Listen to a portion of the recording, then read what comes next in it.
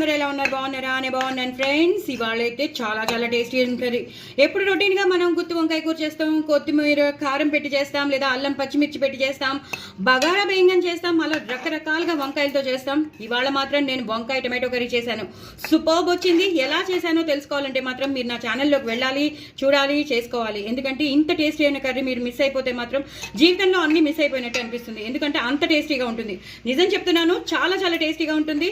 నేను ఉల్లిపాయలు ఎక్కువ వేసుకుని, టమాటోలు ఎక్కువ వేసుకుని, కొన్ని మసాలా పౌడర్స్ అన్ని వేసి అద్రిపోయేటట్టు చేశాను. చాలా బాగుంది. ఇల్లంతా గుమగుమలు ఆడిపోతుంది. మళ్ళీ మళ్ళీ చేయమంటారు ఇంట్లో వాళ్ళు తింటే మాత్రం. ఇంకా ఇప్పుడు వీళ్ళకి పెట్టాలి. వాళ్ళు మాత్రం చాలా టెంప్టింగ్లో ఉన్నారు. చూస్తుంటేనే నోరు ఊరిపోతుంది ఏంటి అంటున్నారు. మరి ఇంకెందుకు ఆలస్యం, మీరు కూడా తప్పకుండా చేసి పెట్టండి పిల్లలకి, అలాగే పెద్దవాళ్ళకి. చాలా చాలా బాగుంటుంది. చాలా డిఫరెంట్గా ఉంటుంది కూర మాత్రం. చాలా అంటే చాలా డిఫరెంట్గా ఉంటుంది. ఓన్లీ టమాటో, ఉల్లిపాయ, వంకాయ, ఇంకా ఈ కొత్తిమీర అనేది, కరివేపాకు అనేది లాస్ట్లో గార్నిష్ చేసుకోండి. ఎంతో బాగుంటుంది. అల్లం వెల్లుల్లి పేస్ట్ వేసాను, గరం మసాలా వేసాను. ఇంకేం చెప్పాలండి, వర్ణించడానికే లేదు. అంత బాగుంటుంది కూర మాత్రం. చాలా చాలా బాగుంటుంది.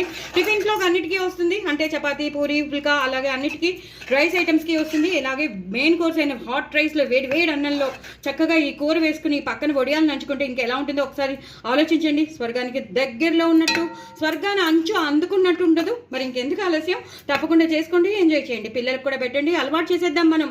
అన్ని మంచి మంచి కూరలన్నీ మనం అలవాటు చేస్తే వాళ్ళు ఈ పాష్ ట్రెండీ ఉన్న వాటికి కొంచెం దూరం అవుతారు. ఇంత మంచి మంచి కూరలు తప్పకుండా అలవాటు చేద్దామండి. చేయండి, ఎంజాయ్ చేయండి. నా ఛానల్ మాత్రం సబ్స్క్రైబ్ చేసుకోవడం అసలు మర్చిపోద్దు. వెరీ వెరీ టేస్టీ వంకాయ టమాటో కర్రీ. బాయ్ అండి.